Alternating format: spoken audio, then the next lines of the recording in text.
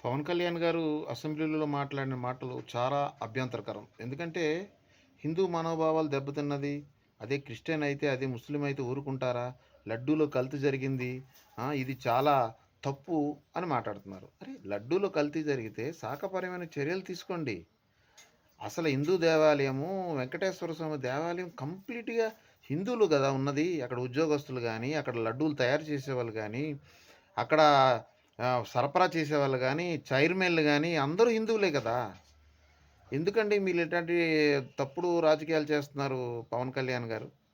ఇది చాలా తప్పు. అసలు రాష్ట్రాన్ని అల్లకల్లోలం చేసేద్దామని చూస్తున్నారా? జగన్మోహన్ రెడ్డి గారు ఓన్లీ క్రిస్టియను గవర్నమెంట్ నడిపారనుకుంటున్నారా? అక్కడ ఉన్నది 90% ఆయన గవర్నమెంట్‌లో హిందువులయ్యా బాబు! ఏటి ఇంత తప్పుడు రాజకీయాలు చేస్తున్నారు మీరు? చాలా తప్పిది. ఇది కరెక్ట్ కాదు. ఏమి హిందువులందరూ వచ్చి దాడులు చేసేయాలా ఏంటి? అక్కడ ఏం జరిగింది? దాని మీద చర్యలు తీసుకోండి నిజంగా జరిగితే. హెరిటేజ్‌లో కూడా ఏదో జరిగిందంటున్నారు. దాని మీద కూడా ఎంక్వైరీ చేయండి. అంతేగాని ఇలాంటి తప్పుడు రాజకీయాలు చేయకూడదు. చాలా తప్పది.